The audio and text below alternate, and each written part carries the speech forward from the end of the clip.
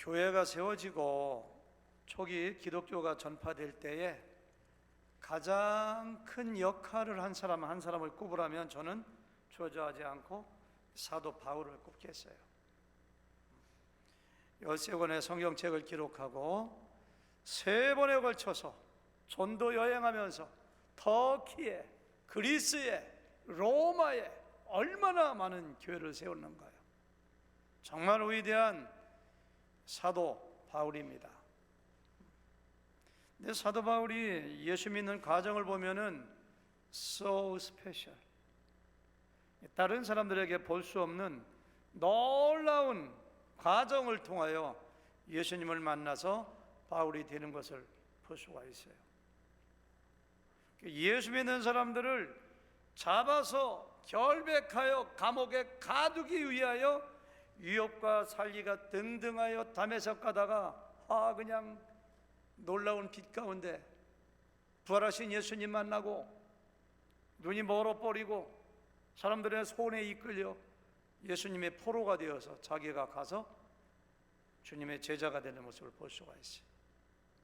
오늘 말씀은 예수 믿는 사람들을 잡아 죽이고 핍박하던 사울이 어떻게 기독교의 가장 위대한 지도자, 사도가 되는가, 그 과정을 기록한 말씀이 오늘 본문의 말씀입니다. 거기에 등장하는 가장 중요한 인물이 누구죠? 아나니아. 다 같이 아나니아. 사도행전 5장에 보니까 밭을 팔아가지고 돈을 떼어먹고 헌금하다가 하나님께 심판받은 사람 이름도 뭐예요? 아나니아 삽비라. 삽비라는 부인이고, 그 이름이 똑같은데 똑같다고 해서 똑같은 사람이 아닙니다. 아나니아 뜻은 참 좋아요. 하나님께 은혜 받은 사람, 이런 뜻인데, 여기 나온 아나니아는 사울의 회심에 있어서 결정적으로 중요한 역할을 한 사람이기 때문에 우리는 아나니아가 좀 닮아갔으면 좋겠다, 이렇게 좀 설교를 하려고 해요. 10절을 제가 다시 한번 읽어볼까요? 여러분들 눈으로 그냥 따라오세요. 때에 다메섹에 아나니아라는 제자가 있더니, 이 아나니아가 어떻게 예수님 믿게 되었는지 몰라요. 예루살렘에 믿다가 핍박을 받아 그리 이사간 사람인지, 오순절날 놀러왔다가 제사 드리러 왔다가 예수 믿고 아주 거기 사는 토백이인지 몰라. 한 가지 분명한 것은 그가 누구예요? 예수님의 제자, 예수님 믿고 복음을 증거하는, 순종하는 예수님의 제자가 다마섹에 살고 있어요. 주께서 환상 중에 불러 이르되 아나니아야 하거늘 대답하되 주여 내가 여기 있나이다. 환상 중에, 영어로 보니까 in vision. 하나님께서는 아무 때나 비전을 보여주지 않습니다. 따라서 아나니아가 이때 기도하고 있었을 것이다. 열심히 기도하는데 하나님이 환상을 보여주시는 거예요. 아나니아야 라니까 누구시죠? 이렇게 물어본 게 아니라 Oh Lord, I am here. 주여, 주님 제가 여기 있나이다, 이렇게 해야 돼요. 성경에 보면 하나님이 찾아오셔서 이름을 부를 때 주님 말씀하세요, 종이 듣겠나이다, 이렇게 얘기해야 돼요. 여러분들 깊이 기도할 때, 아니면 예배할 때, 설교 들을 때, 말씀을 들을 때, 말씀을 읽을 때 하나님께서 여러분의 이름을 혹시 이렇게 불러주시면은, 죄송해요, 이름 불러볼게요. 덕순아, 이렇게 이름을 불러주시면은 주님 제가 여기 있나이다. 선호야, 제가 여기 있나이다, 순종하게 했습니다, 이렇게 대답을 해야 돼요. 아나니아가 이렇게 대답을 한 거예요. 여기 보니까요. 주께서 이르시되 일어나 직가라 하는 거리로 가서, 직가가 영어로 보니까 스트레이트 스트리트. 그래서 우리가 미국에도 캐롤통이라든가 여기저기 쭉 보면은 메인 스트리트가 있잖아요. 이렇게 쫙 뻗어 있는 도로가 있잖아요. 거기도 보니까 그 다메섹이라는 도시에 쫙 뻗은 메인 도로가 있는데, 그 거리에 가봐라. 거기 가면은 유다의 집에서 5 사울이라는 사람을 찾으라. 그가 기도하는 중이니라. 이 사울도 눈이 멀었지만 충격받아서 가서 기도하고 있는 거예요. 뭐라고 기도했을까요? 하나님, 내가 여기 올 때 나타나신 그분 예수님이 누구이십니까? 정말로 메시아입니까? 내가 눈이 멀었는데 앞으로 어떻게 살아가야 되는 거예요?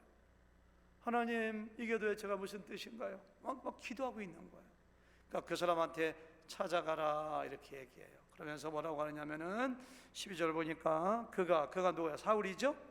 아나니아라 하는 사람이 들어와서 자기에게 안수하여 다시 보게 하는 것을 보았느니라. 하나님은 굉장히 자상하신 분입니다. 아나니아야 사울에게 찾아가라 말씀하시고, 사울에게도 사울아, 조금 있다가 아나니아라는 사람이 너한테 올 텐데 너에게 안수하면 눈이 보게 될 거야. 양쪽 다 말씀해 주세요. 우리는 여기서 하나님께서 하나님의 백성들에게 하나님의 뜻을 나타내실 때 하나님의 어떠한 방식으로 나타내시는가 굉장히 중요한 원리를 배우게 됩니다. 하나님은 가정도 마찬가지고 교회도 마찬가지고 목장도 마찬가지입니다. 하나님의 뜻, 하나님의 말씀하실 때는 어느 한 사람에게만 말씀하시지 않고 거기에 관련된 모든 당사자들에게 똑같이 말씀하세요. 꼭 기억하셔야 돼요. 어떤 목사님이 저한테 그런 가정이 있어요. 자기가 좋은 직장에 다니다가 기도하는 중에 너무너무 목사가 되고 싶어서 하나님께 오랫동안 기도했더니 직장을 그만두고 신학교 간 다음에 목사가 되라는 하나님의 음성을 들었대요. 그래가지고 아내한테 상의했더니 아내가 하는 얘기가 나는 사모될 생각 없어요. 가려면 혼자 가세요. 하나님이 나에게는 말씀하지 않으셨어요. 당신 신학교 가서 목사 되려면 이혼하든지 알아서 하세요. 그래가지고 자기는 아내의 붙잡는 걸 뿌리치고 신학교 갔다고 자랑스럽게 저한테 얘기하는데 저는 그건 아니라고 생각해요. 그분이 만약에 신학교 가서 목사 되는 것이 하나님의 뜻이면 하나님이 남편에게도 얘기하고 아내에게도 얘기해 주지 않으시겠어요? 그렇죠? 똑같죠. 제가 직장 생활하고 사업할 때 마음에 부담이 많이 돼요. 내가 대학교 1학년 때 겨울방학 때 철야 기도하다가 새벽 4시에 나도 모르게 하나님 목사가 되겠습니다. 저 목사가 해주세요. 하나님께 서약하고 대학교 2학년 때 3학년 때 4학년 때 공부는 별로 열심히 안 하고 전도만 하고 성경만 읽고 준비하고 하다 보니까 교직에 들어가고 그리고 직장 생활하다 보니까 12년이 지나갔는데 사업도 하고 그리고 여러 가지 그냥 학원상에들 가르치고 정말 잘 나가던 시절에 자꾸 하나님의 음성이 느껴지는 것 같아요. 신학교 가서 목회해야 된다고 한 2년 동안은 고민했어요. 돈이 잘 벌려도 별로 기쁨이 없어요. 사업이 잘 돼도 별로 보람이 안 느껴져요. 2년 동안 고민하다가 정말로 어렵게 아내한테 제가 입을 떼었어요. 저에게 돈 봉투를 아내가 딱 갖다 주면 아내가 좋아가지고 입이 확 이렇게 벌어지는 걸 여러 번 봤거든요. 그래가지고 제가 얘기하면은 싫어할 줄 알았어요. 그래 아내한테 정말로 어렵게 여보 나 신학교 가서 목사가 되면 안 될까 그러니까 아내가 그냥 입이 더 크게 벌어지더라고. 그냥 환히 웃으면서 그게 내가 바라던 바요. 내가 지난 2년 동안 기도하던 게 하나님께서 이제서 이루어 주시네. 자기가 그렇게 기도했대요. 남편이 돈 버는 기계냐고. 새벽 6시에 나가면 새벽 1시에 들어오는 이게 도대체가 정상적인 삶이냐고.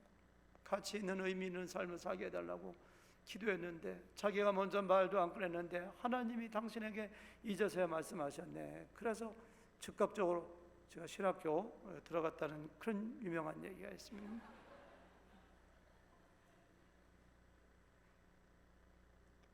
아니 한 가장이 신학교 가서 목사가 되면 하나님께서 목사한테 남편한테만 얘기하겠어요? 둘 다 얘기하죠. 교회도 마찬가지입니다. 교회가 이사 간다든가 건축을 한다든가 뭔가 중요한 걸 결정할 때 뭐 담임 목사님한테만 이야기하겠어요? 성도들에게도 이야기하지. 제가 99년도에 우리 교회 딱 부임해서 보니까 성도들이 굉장히 성숙하고 훌륭하시더라고요. 여러 번 감동을 받았어요. 근데 우리 교회 와서 한 가지 이해 안 되는 게 있었습니다. 제가 한국에 있을 때는 90년도 초반, 80년대 말부터 이런 프로젝트 모터브 스크린이 있었는데, 세상에 첨단 과학을 달리는 미국에 와 보니까, 우리 교회 보니까 OHP로 이걸 띄우고, OHP가 뭔지 아세요? 이렇게 필름 떠가지고 한 장 한 장 넣어가지고 막 하고, 이것도 여기다가 스크린을 갖다 놓고 띄었다 올렸다 이거 하고 있는데 무슨 원시 시대 온 것 같더라고요, 제가요. 그래서 제가 몇 개월 동안 고민하다가 물어보니까 교회에 한 5만 불 정도 돈이 있다고 하더라고요. 그래서 에리아 이제 업체 하는 분을 불러가지고서 우리 교회 모터브 스크린도 하고 프로젝트 하는데 얼마 들겠느냐고 견적을 빼보라니까 지금까지 기억나. 15,600불 든다고. 그때는 비쌌어요. 15,600불. 재직 그때 집사님들이 20명이었거든요. 그때 뭐 계셨던 분들이 누가 있는가 여기. 20명 집사님들 앞에서 프로젝트를 하자고 하니까 미국에 살면서 프로젝트를 잘 모르시더라고. 그런 게 뭐냐고 하시더라고요. 그래서 뒤에서 이렇게 누르면 쭉 올라갔다 내려왔다 하고 딱 쏘는 거라고. 그런 걸 하자고 하니까 그거 가지고 1시간 동안은 상의하네. 막 논란을 벌이네. 어떤 분이 막 심하게 반대하고 막 그냥 대부분 찬성하는데 몇 분이 심하게 반대해가지고 과반수가 훨씬 넘었습니다. 제가 이거 설치했을까요? 안 했을까요? 안 했어요. 안 했어. 그래서 제가 그때 사용하는 말이 있습니다. 그래, 하나님께서 우리 가운데 공감대를 형성할 때까지 기다리게 했습니다. 그래서 설치 안 했더니 2년인가 얼마 있다가 나하고 상의도 없이 어느 날 보니까 이게 달려있더라고. 그때 내가 몇 번의 반대를 무릅쓰고 설치했더라면은 웬 젊은 담임 목사가 처음 오더니만 교회 돈만 쓸궁리만 하고 그렇게 하면 욕먹었을지 몰라요. 나에게 말씀하셨으면 좀 기다리면 하나님께서 다른 사람에게도 말씀하시지 않겠어요? 우리 교회 옆에 선교센터를 작년에 구입했습니다마는 6년, 7년 전부터 안수 집사님들 모임 가지면 어느 한두 분이 우리 교회가 이렇게 부흥되고 있으니까 몇 년 있으면 감당을 못하니까 저냥 북쪽에다가 큰 건물을 짓거나 사야 된다고 빨리 건축 헌금하자고 그냥 어느 분이 그렇게 열심히 얘기를 해요. 다른 안수 집사님들도 시큰둥해. 아직 때가 아니라고 얘기하고. 우리 교회가 이사 가거나 건축하는 것이 하나님의 뜻이면 하나님의 담임 목사인 저한테도 말씀하시지 않겠어요? 어느 한두 분이 막 주장하면 제가 그래요. 그때 쓰는 말이 있어요. 그러면은 우리 모두가 공감대가 형성될 때까지 좀 기도하면서 기다리죠. 달래요. 제가 달래고. 그래서 4, 5년 있다가 공감대가 형성돼서 건축을 하려다가 하다가 옆에 있는 건물을 샀잖아요.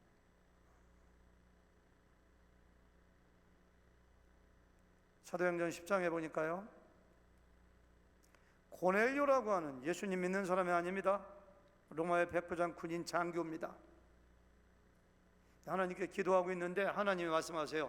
고넬료야, 어디 가면 베드로라는 사람이 있는데 청에다가 얘기 좀 들어봐라. 근데 고넬료한테만 얘기한 게 아닙니다.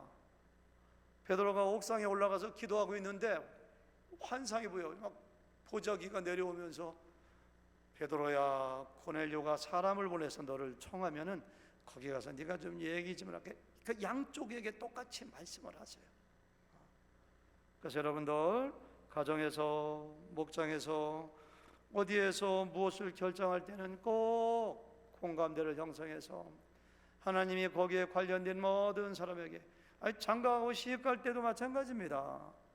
우리 교회 어떤 형제님 지난번에 제가 결혼 세미나 하니까 자기가 오래전 어떤 자매님이 열심히 기도하는데 하나님이 보여주셨대요. 환상 가운데 이러한 사람이 내 남편이라. 그래서 그냥 어떤 사람을 딱 보니까 그냥 딱 막 느낌이 오더래요. 느낌이.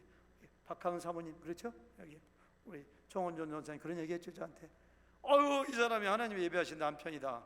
근데 남자가 아니면 안 되지. 남자는 어땠냐고 정원전 전사님 그러니까 자기도 그랬다고 하더라고. 둘이 부부가 되면은 둘 다 그런 생각을 줘야지 한 사람만 그런 생각 주면 안 되잖아요. 그렇죠? 그래서 이렇게 그런 원리 가운데 나가면은 가정도 하나 되고 목장도 하나 되고 교회도 하나 되고 하나님의 뜻을 그렇게 구해야 돼요. 단 조건이 있습니다. 양쪽 다 기도하는 사람이어야 돼요. 여기 보니까 아나니아도 기도하고 있었고 사울도 기도하고 있었고 고넬료도 베드로도 다 기도하는 가운데 하나님이 말씀하시는 거예요. 환상을 보여주시는 거예요. 교회에서 가장 큰 재앙이 있다면은 기도하지 않는 사람이 큰 소리 치는 겁니다. 하나님의 음성을 듣지 않아요? 성령의 지배를 받지 않아요? 세속적인 방법으로 생각해요? 자기 감정, 자기 느낌을 주장해요? 얼마나 주장이 강한지 그냥 대가 세어가지고 그냥 자기 주장 계속, 이런 사람들이 교회 리더가 되면 큰일 납니다. 그래서 그럼 교회는 재앙입니다. 교회가 어려워져요. 여러분도 스스로 볼 때 내가 기도하지 않는 사람이라고 생각하면은 겸손하게 좀 가만히 있는 게 좋아요. 내가 뭔가 한마디 이야기하려면은 기도를 오랫동안 한 다음에 하나님의 뜻이라고 생각한 다음에 얘기를 하는 게 좋아요. 그래야지 그 교회가 건강한 교회가 됩니다. 아무리 하나님께서 아나니아에게 사울이 기도하고 있다, 내가 사울에게 너 아나니아가 가서 안수할 때 눈이 열리는 거 보여줬다라고 해도 아나니아가 사울에게 가는 것이 얼마나 두렵고 무서웠을까요? 예수 믿는 사람들을 잡아 가두는 사람인데, 스데반을 죽이는데 앞장선 사람인데 어떻게 선뜻 가겠다고 하겠어요? 그러니까 아나니아가 이렇게 얘기해요. 13절에 보니까, 눈으로 따라오세요.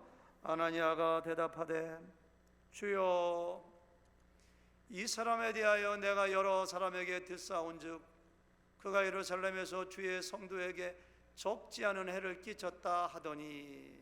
14절, 여기서도 주의 이름을 부르는 모든 사람을 결박할 권한을 대제사장들에게 받았나이다 하거늘, 이렇게 얘기하는 거예요. 이런 얘기하는 거 당연하죠. 두려우니까.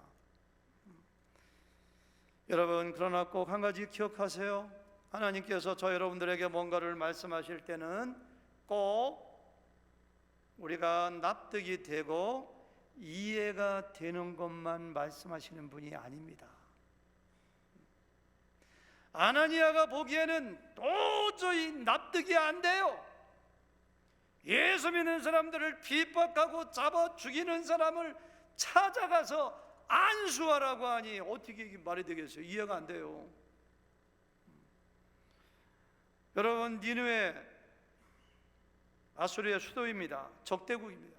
이스라엘을 얼마나 침략하고 얼마나 사람을 죽이고 얼마나 많은 것을 뺏어간 이스라엘의 적대국입니다. 근데 이스라엘 선지자 요나에게 하나님께서 요나야, 니느웨에 가서 그들에게 복음을 증거하여 그 사람들을 구원하라. 말이 돼요? 이게 망해야 되는 나라인데 그 나라 구원하라는 거예요. 그 요나가 불순종해가지고 다시스로 가다가 폭풍에 던져져 가지고 물고기 뱃속에 들어갔던 거 잘 알고 있잖아요. 이해가 안 돼. 이해가 안 돼. 모세 같은 사람도 보세요.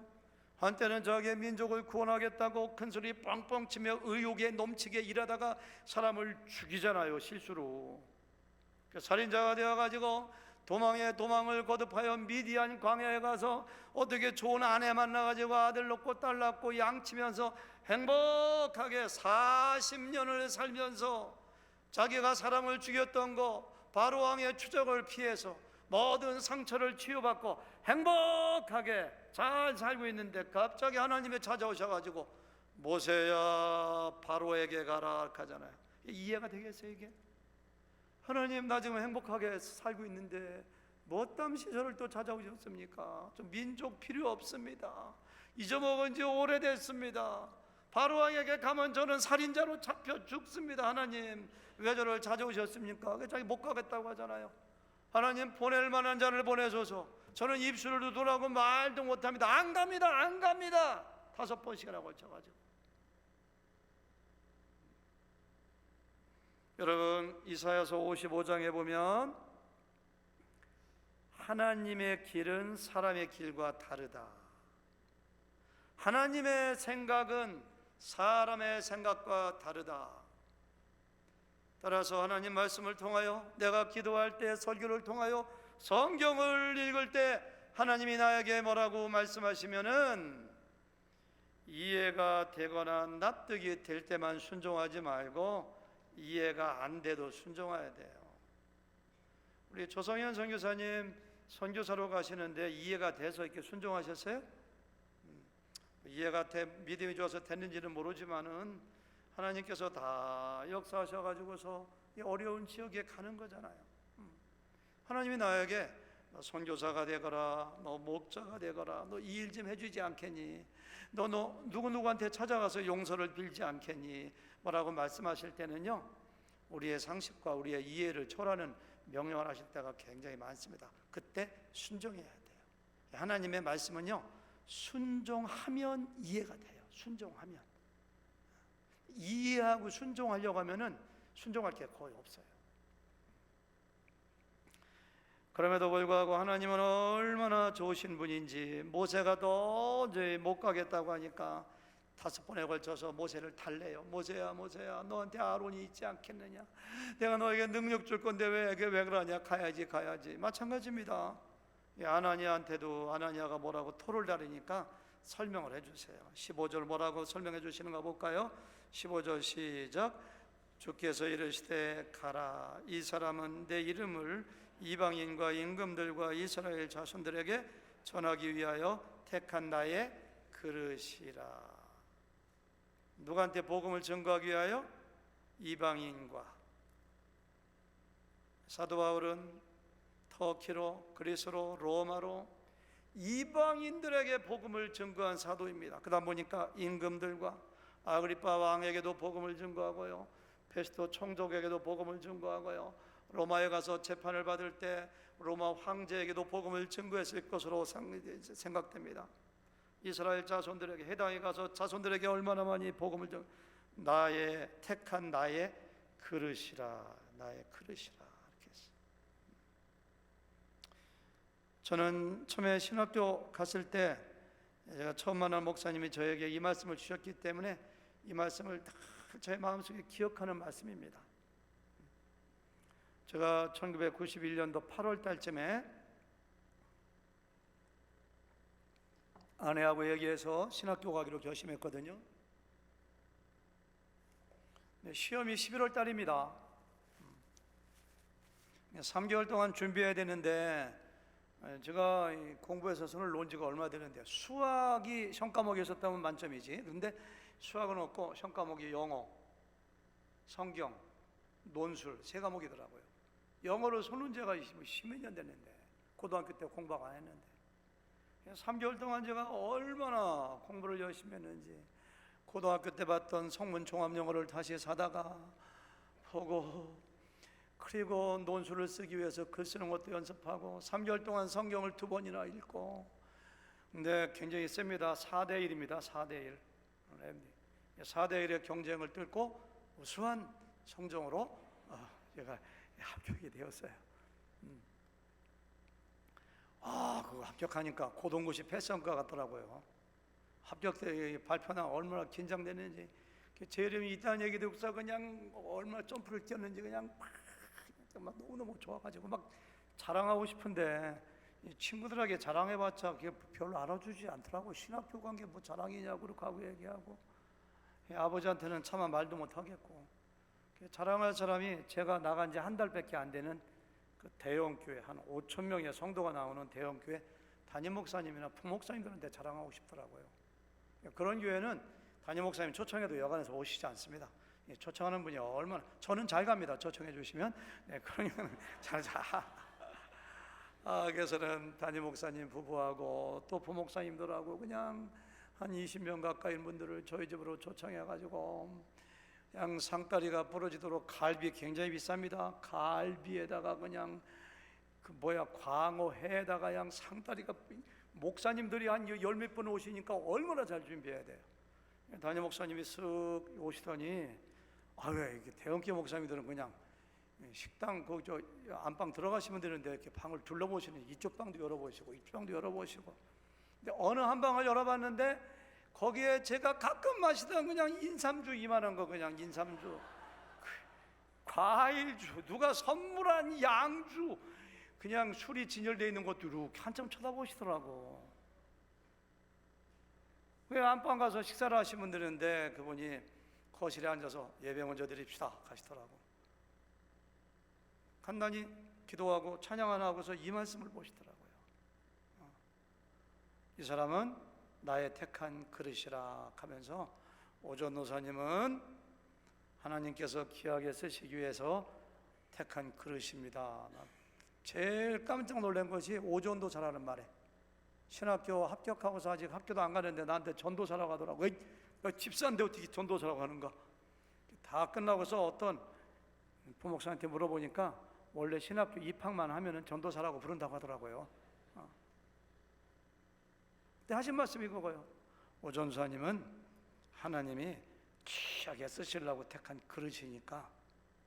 그러면서 디모데후서 2장 하나에 있는 말씀, 집에는 금그릇도 있고 은그릇도 있고 나무 그릇도 있고 질그릇도 있고 귀하게 쓰는 그릇도 있고 천하게 쓰는 그릇도 있는데 쓰임 받으려면 자신을 깨끗하게 해야 됩니다 하더라고.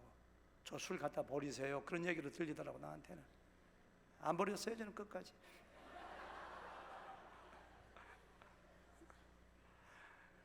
아마 저도 지금 신방 가면 그러거든요. 제가 어느 가정에 신방 가면은 대화하면서도 계속 하나님께 물어봐요. 하나님, 이 가정에 어떤 말씀으로 전해야 될까요? 딱 전해야 될까요? 그래서 하나님 주시는 말씀을 전하거든요. 목사님도 그 술 쌓여있는 거 보고서 이 말씀이 생각이 팍, 신학교 간 사람 뭐 이렇게 술이 집안에 많어 해가지고 그 말씀 하시는가 봐요. 설교를 5분 정도밖에 안 했는데 저는 그때 맞아, 나는 하나님께서 귀하게 쓰시기에 택한 그릇이야. 나를 깨끗하게 해야지, 깨끗하게 해야지. 비록 그때 술은 버리지 않고 동생들 다 나눠줬지만은 그다음부터는 저를 깨끗하게 해야 되겠다 이렇게 생각. 저는 이 말씀이 특별히 저희 가슴 속에 박혀 있는 그런 말씀입니다. 저는 이 말씀 가운데서 두 가지 교훈을 받습니다. 첫 번째는 하나님께서는 어떤 사람을 구원하시되 그 한 사람을 구원하는 것으로 만족하지 않으시고 그 사람을 통하여 또 다른 사람을 구원하기 위한 도구요, 그릇으로 삼으신다는 거예요. 아직까지 사울은 예수님 영접하지 않았습니다. 아직까지 침례받지 않았습니다. 그런데 하나님께서는 아나니아에게 저 사람은 나의 택한 그릇이야. 어느 사람을 구원할 때는 그 사람을 인스트루먼트, 도구로 아니면 베슬, 그릇으로 사용하기 위해서 구원한다는 사실을 꼭 기억하셔야 됩니다. 하나님께서는 여러분 한 사람 한 사람을 구원한 것으로 만족하지 않아요. 여러분들을 구원하시는 목적은 여러분들을 사랑하여 천국으로 인도하기 위함이지만 여러분들을 사용하여 또 다른 사람, 사울 같은 사람을 구원하라고, 이방인들을 구원하라고 여러분들을 구원해 주신 거예요. 꼭 여러분 기억하셔야 돼요. 그러니까 아이고 나 예수님 믿고 구원받았으면 됐지 뭘, 됐어 그거에 만족하시면 절대 안 돼요. 주변의 사람들에게 하나님께 쓰임받는 그릇이 됐으면 좋겠어요. 자기 옆에 있는 사람하고 이렇게 눈을 맞추시면서 한번 인사하실까요? 당신은 하나님의 그릇입니다. 한번 친절하게, 당신은 하나님의 그릇입니다.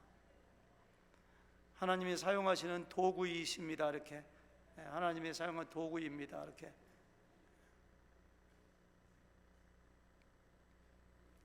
여러분 자기가 엔조이하고 인생을 즐기기만 하면 행복할 것 같죠? 안 그래요. 그 6개월도 안 갑니다. 그거. 사람이 가장 행복할 때가 자기의 사명을 깨달을 때입니다. 사실은 내가 왜 사는가, 내가 왜 돈을 벌어야 되는가, 내가 왜 건강해야 되는가, 자기의 사명을 깨달으면은 새로운 마음의 보람과 기쁨이 느껴져요. 여러분들 그냥 잘 놀고 잘 먹고 잘 쓰고 놀러 다니고 엄청나게 행복할 것 같죠? 그 몇 개월이면 마음 허전해져요. 마음의 구멍이 뻥 뚫려요. 그거요. 꼭 사명을 깨달으시고, 제가 그 담임 목사님의 설교 듣고서 설교 5분도 안 했어요. 그래서 오 전사님은 하나님이 귀하게 쓰이기 위해서 택한 그릇입니다. 그릇 깨끗해 하세요. 술 좀 그만 좀 다 담고, 그런 것처럼 그렇게 자신을 깨끗하게 하는 그릇 되시길 바라요. 두 번째 교훈은요, 하나님께서는 사람이 보기에 전혀 부적당한 사람, 사람이 보기에 전혀 자격이 없는 사람을 쓰시는 분이 하나님이십니다. 사울은 아나니아가 보기에 하나님의 그릇으로 복음을 증거하는 사람으로 사용되기에 전혀 부적당한 사람입니다. 예수 믿는 사람들을 죽이는 사람인데, 예수 믿는 사람들을 핍박하고 예수 믿는 사람들을 박멸의 대상으로 보고 예수님을 이단의 괴수로 보는 사울이 어떻게 복음을 증거하는 그런 기적과 같은 일이라고 했어요. 아나니아가 보기에는 말도 하나님 정신 차리세요. 무슨 놈의 사울을 그릇으로, 이런 사람을 하나님께서는 아니야 저 사람은 내가 쓸 그릇이야. 사람을 바라볼 때도요, 하나님이 바라보는 안목과 사람을 바라보는 안목이 달라요. 사무엘이 이새에게 가가지고, 이새가 다윗의 아버지잖아요. 이새요, 너의 아들 중에 내가 왕을 한 명 삼아야 되겠다. 아들을 다 좀 데리고 와라. 아들을 다 불러오잖아요. 첫 번째 엘리압이 오고 누가 오고 하는데 하나님께서 사무엘에게 그런 얘기해요. 야 사무엘아, 나는 사람을 애모로 보지 않는다. 중심을 봐라. 그래서 한 명 지나갈 때마다 하나님이 다 알려주세요. 저 사람 아니야. 7명이 지나갔어요. 그 중에 없어요. 그러니까 사무엘이 이상하다. 하나님이 이새 아들 중에 있다고 했는데, 이새요, 이게 전부요? 한 명 있는데 뭐 걔는 볼 게 없이요. 충청도 말로 걔는 애가 현천해가지고 걔는 뭐 왕 제목이 아니니까 신경 쓰지 마시오. 저쪽에 양치고 있는데 걔는 애가 깨지지 하고 마음 씀씀이가 형편없습니다. 아니야 불러와봐. 그 사람을 보내가지고 불러오니까 딱 지나가는데 하나님께서 사무엘 쟤야. 그래서 야 네가 이 나라의 왕이다 해서 거기서 기름 붓잖아요. 기가 막힌 거예요. 근데 성경에 보니까 다윗은 내 마음에 합한 자라. 하나님은 예물을 보지 않으세요. 공부 많이 하고 뭐 박사라고 꼭 쓰는 것도 아니고, 돈이 많다고 쓰는 것도 아니고, 뭐 키가 크고 잘생겼다고 쓰는 것도 아니고, 말을 잘한다고 쓰는 것도 아니고, 그런 거 소중하죠. 하나님이 좀 은사입니다. 사용하세요 그런 거. 근데 하나님은 그런 걸 보시는 게 아니라 다른 걸 보세요. 다른 게 뭔가는 이따 목장 가서 나눠보세요. 예수님의 12제자 보세요. 내가 만약에 회사를 경영하거나 내 가가에 사람을 갖다가 채용하려면 절대로 예수님의 12제자 중에 쓸만한 친구 한 명도 없어요. 요한과 야고보, 이 벼락의 자식이라고 별명을 지을 정도로 성격이 얼마나 급하고 다혈질인지, 그런 놈 썼다가는, 죄송해요, 그런 분이라고 해야지, 그런 분 썼다가는 완전히 가게 거덜나지. 베드로, 안드레, 공부한 게 있어 뭐가 있어요? 그물만 잘 던지고 고기만 잡지, 낚시만 잘하지. 보이세요? 열심당원들, 과격주의, 폭력을 통해서라도 로마에서 해방시키고자 하는 열심당원들, 사람들이 가장 미워하고 혐오하는 세리들, 이런 사람들을 모아다가 세상을 변화시키는 사람으로 삼아주셨어요. 교회에서 목자를 세울 때, 교회에서 안수입사를 세울 때, 또 담임 목사님을 모시고 이렇게 할 때, 그럴 때도 우리가 늘 기도하면서 사람의 안목으로 보지 말고, 저는 이따 여러분들 목장 가서 나눠보시는데요, 하나님께서 가장 좋아하는 사람들은 하나님을 사랑하는 사람. 하나님 사랑하면 하나님 말씀에 절대 순종합니다. 하나님 사랑하면 예배에 열심합니다. 하나님 사랑하면 하나님 말씀에 절대로 순종해요. 두 번째는 믿음의 사람, 그리고 이웃을 사랑하는 사람. 누구하고 다투고 싸우고 성격이 까칠한 사람은 하나님이 쓰시기에 굉장히 어려워요. 늘 이렇게 부딪히니까. 고린도 교회도 보세요. 바울이 그런 얘기합니다. 형제들아, 야, 너희 중에 무슨 육체를 따라 지혜로운 사람이 있느냐, 문벌 좋은 사람이 있느냐, 능력 있는 사람이 있느냐. 너희들 정말 천하고 너희들 정말 약하고 너희들 미련한데 하나님이 너희들 택한 이유가 뭔지. 너희 중에 세상적으로 쓸만한 사람이 없는데 하나님이 들어서 쓰신다는 이유가 뭐냐. 29절 다 같이 시작. 이는 아무 육체도 하나님 앞에서 자랑하지 못하게 하려 하심이라. 고린도전서 1장 29절 거기 나오네요.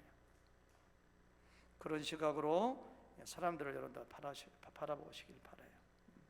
자, 17절 같이 읽어볼까요? 17절 저 혼자 읽을게요. 눈으로 따라오세요. 아나니아가 떠나 그 집에 들어가서 그에게 안수하여 이르되 형제 사울아, 주 곧 내가 오는 길에서 나타나셨던 예수께서 나를 보내어 너로 다시 보게 하고 성령으로 충만하게 하신다. 아나니아가 갔어요. 이렇게 안수하면서 사울아, 나 예수님이 보내서 왔다. 하나님께서 너에게 성령으로 충만하게 하신다. 제일 먼저 성령 충만하게. 두 번째 18절 보니까 즉시 사울의 눈에서 비늘 같은 것이 벗어서, 눈에서 비늘 같은 것이, 두 번째는 비늘이 벗겨져요. 눈곱이 아닙니다. 비늘이에요. 비늘. 비늘이 어디에 있는 거죠? 생선. 아마 조기 같은 거 잡아가지고 이렇게 벗기면은 비늘이 작은 건데 그런 작은 비늘이 여러 개 벗겨졌는지, 아니면 제가 2년 전에 낚시해서 잡았던 1m짜리 레드피시에 그 비늘이 그냥 코로보다 더 큰 그런 비늘이 뚝뚝 몇 개 떨어졌는지는 모르지만은, 낚시 얘기하니까 좋아하시네요 여러분들. 저 모르지만은 사울의 눈에서 뭐예요? 이렇게 비늘이 뚝뚝 떨어져서 혹하니까 이렇게 보게. 두 번째 그런 현상이 벌어졌고요. 세 번째는 일어나 침례를 받았어요. 침례 받고 세 번째 음식을 먹음에 강건하여 지니라. 네 가지 현상이 일어났어요. 눈에서 비늘이 벗겨진 것이 무엇을 의미하는가? 여러분들 눈에서는 비늘이 벗겨졌는가요? 한번 좀 만져보세요. 2부에 배우라니까 만져보는 분들이 여러 분 계시더라고요. 이렇게 비늘 벗겨졌는가? 지난주에 얘기했습니다만 사울은 자기가 보는 사람이라고 생각했어요. 영적으로 눈이 열렸다고 생각하는 사람이었습니다. 성경을 휑하니 깨어가지고 하나님의 뜻이 무엇인지 안다고 생각하는 사람이었습니다. 적어도 예수는 하나님의 아들도 아니고 하나님이 보내신 메시아도 아니라고 생각했습니다.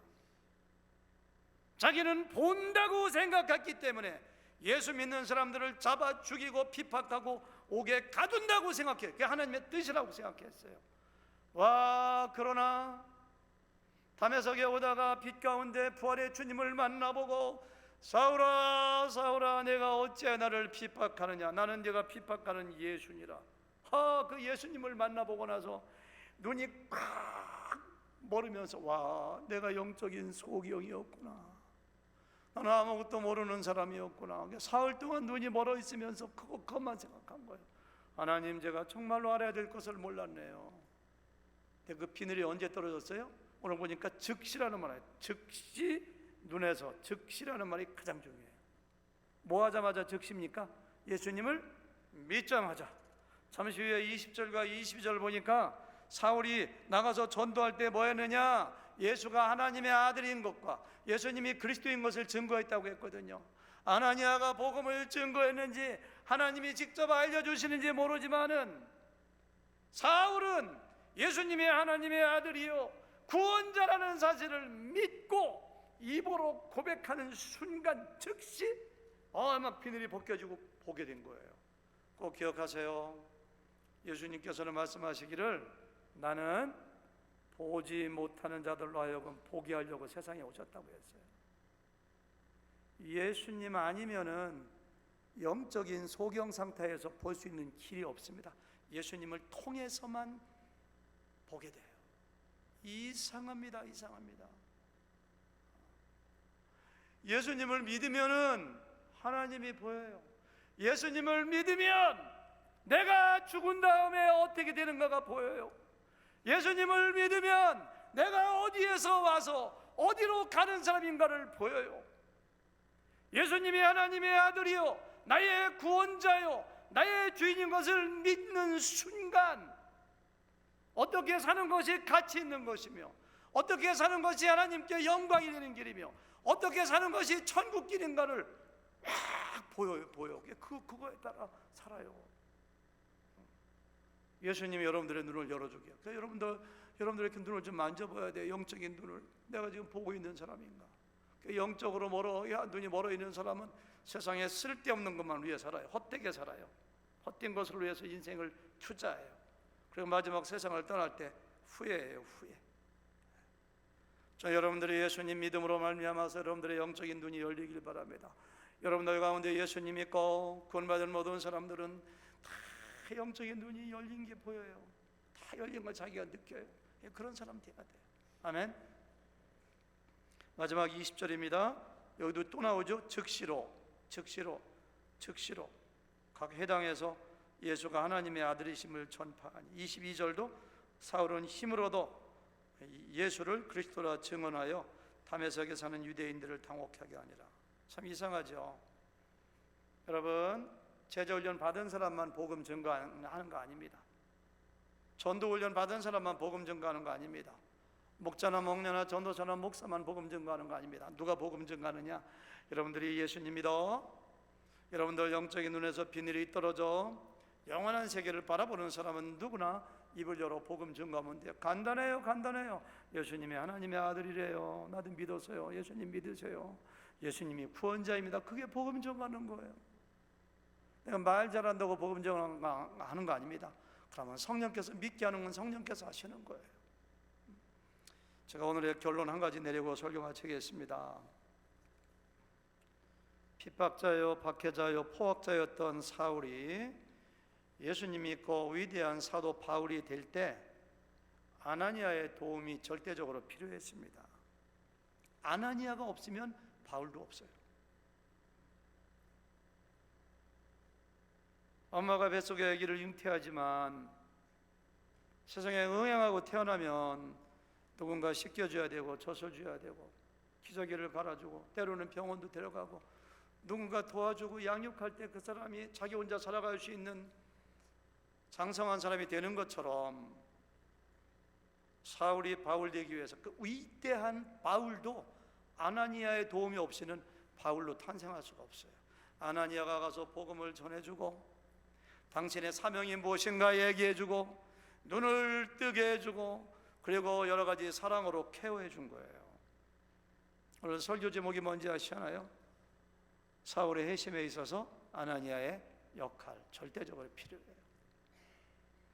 여러분들 각자도 누군가에게 아나니아가 되어줘야 돼요.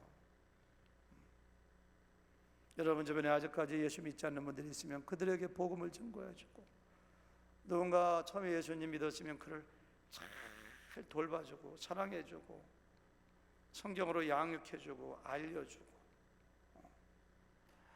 우리 맨 앞에 여기 우리 레이첼이죠. 이름이 정레이첼, 정라엘 자매님인데 제가 이게 설교하면서 자꾸만 눈길이 가네요. 너무너무 설교를 열심히 들으시니까.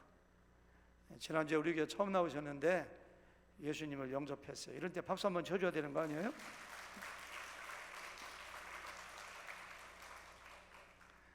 새가족반에서 그 옆에 계신 원성재 목사님이 저를 이렇게 소개하더라고요. 우리 교회 주지 목사님이 아니라 담임 목사님이라고 하더라고요. 그래서 나한테 왜 주지 목사라고 하나 했더니만은 그 전날 불교 법회 갔다 오셨다고 하더라고요. 그래서 이렇게 교회를 처음 나오셨는데 제가 이렇게 예수님이 누군가 소개해드리니까 제 기분 좋게 하려고가 아니라 정말 예수님이 진정한 마음으로 믿겠다고 하시더라고. 예수님 영접했어요. 제가 눈물 안 보였지만 저 눈물 나는 거 봤어요 그때? 눈이 워낙에 작아서 잘 안 보이지만은 우리 그 자매님 예수님 믿을게요 해서 막 기도하는데 제가 눈물이 글썽글썽하더라고요. 밖에서 보니까 목원들이 박수를 막 치면서 제가 전도할 동안에 밖에서 기도하고 있었다고 하더라고요. 제가 마음이 안심이 됐어요. 목원들이 얼마나 많이 사랑해주고 많이 알려줄 거예요. 예수님 믿는 사람은 이렇게 됩니다. 이렇게 됩니다. 아나니아가 사울을 알려주고 돌봐주고 사랑했던 것처럼 세상에 어느 엄마가 아기를 낳아놓고서 아이고 10개월 동안 고생했다 혼자 잘 커라 그렇게 도망가는 엄마가 어디 있어요? 그러면 아기가 못 살죠. 그래서 여러분들에게 누군가가 아나니아가 되어줘야 돼요. 한번 인사하실까요? 당신은 아나니아입니다 하면 인사하세요. 당신은 아나니아입니다. 저도 아나니아입니다. 다시 한번 저도 아나니아입니다. 우리에게 나오는 모든 사람들은 아나니아 VIP를 초청하고 복음을 증거하고 그들에게 사명을 일깨워주고 그들이 또 다른 사람들에게 복음을 증거하여 제자를 낳을 수 있도록 양육시켜주고 모든 사람들이 담임 목사만 그거 하는 거 아니라 목자만 그거 하는 것이 아니라 모든 사람들이 그 일을 감당할 때 하나님께서 기뻐하시고 여러분들도 천국에 상급을 쌓아놓는 사람 될 줄 믿습니다. 아멘. 기도하겠습니다. 하나님 아버지